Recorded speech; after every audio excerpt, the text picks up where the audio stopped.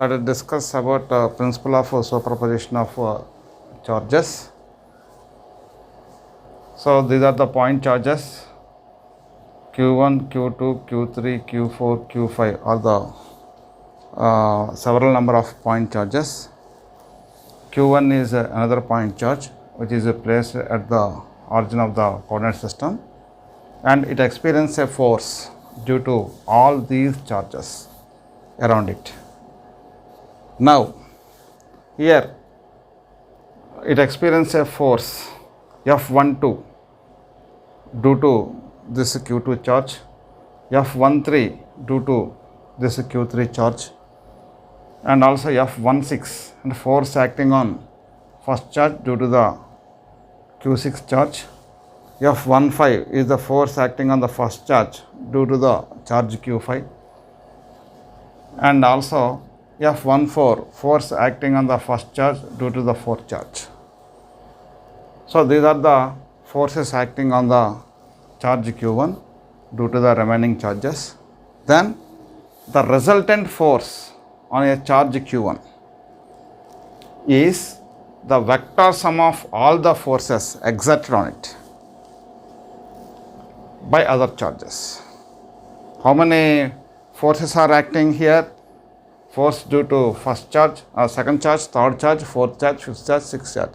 Then the resultant force acting on that charge Q1 is vector sum of, that means F12 plus F13 plus F14, F12 bar plus F13 bar plus F14 bar plus so on. So this principle is called principle of superposition of charges. So this is the resultant force exerted on charge Q1 by remaining all charges. This principle is called principle of superposition of charges. So till now we discuss about forces between the 2 point charges. But in some cases, charge is distributed over a surface of a body or on its volume of a body, or charge is distributed on a line. This type of distribution is called continuous charge distribution. Continuous charge distribution. In such cases, to find out the resultant force, we use integration method. We use a integration method. So let us discuss with one example. So this is a charged material. We want to find out force acting on the test charge Q0 due to this charged material. Now divide this charged material into several small charged elements. Let us assume one charge element dq. This dq acts as a point charge. So the distance of the test charge from this small charge element is r. The force acting on this test charge due to this small charge element is df along this direction. According to Coulomb's law, df bar is equal to 1 by 4 pi epsilon naught dq into q naught by r square. To find out the resultant force acting on this test charge due to entire material or due to entire charged elements, we have to integrate this equation. F bar, F resultant force is equal to integration of df. So in this type of continuous charge distribution, we use a integration method to calculate the resultant force acting on a test charge. This is a method of continuous charge distribution. So there are some limitations in Coulomb's law. Now we are going to discuss about Coulomb's law limitations. Coulomb's law is valid only for point charges only. It is valid only for point charges. Coulomb's law is also applied for spherical charge distributions. But there is some limitations. In the case of non-conducting spheres, they are separated by a distance r. F is equal to what we write here, 1 by 4 pi epsilon naught q1 q2 by r square. Here r is the distance between centers of the non-conducting sphere. But when we apply this Coulomb's law, in the case of a conducting sphere, we did not get an accurate result. So let us discuss about conducting spheres.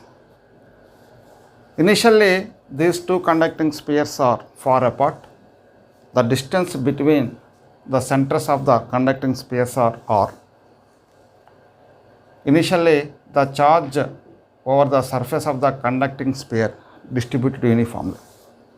But what happens when these conducting spheres comes closer together? Then what happens? Due to the repulsion force between these charges, the centers of the charging spheres gets displaced. That means here the center of the charge is displaced to this point. Here the center of charge of this right sphere displaced to this point. As a result, what happens? Effective separation between the conducting charged sphere increases. R effective is greater than R. R is nothing but what? Initial distance between the centers of the conducting spheres. Now, when we apply Coulomb's law at this situation, F actual force between these two conducting spheres is equal to 1 by 4 pi epsilon naught q1 q2 by r effective square. But in the case of non-conducting sphere, what we get here, F Coulomb force is equal to 1 by 4 pi epsilon naught q1 q2 by r square. That means here F Coulomb force is greater than F actual force. Now, the first sphere is charged to the positive charge. The second sphere is given to the negative charge. And they are initially they are at a far distance apart. That is the distance between the centers of these spheres is r. What happens when these two spheres comes closer together? Due to the attraction force between the charges, more charge is concentrated at the facing surfaces. Less charge is concentrated at the left and right surfaces. Due to that, what happens? The center of these charges gets displaced from this point to this point, from this point to this point. That means effective separation between these two charged spheres decreases. R effective less than R. So now, by using Coulomb's law, F actual force between the two charged sphere 1 by 4 pi epsilon naught q1 q2 by r effective square. But what is Coulomb's law for non-conducting sphere? F Coulomb is equal to 1 by 4 pi epsilon naught q1 q2 by r square. That means here F actual force is greater than F Coulomb force. That means from the discussion we conclude that we did not get accurate results in the case of conducting spheres when we apply Coulomb's law.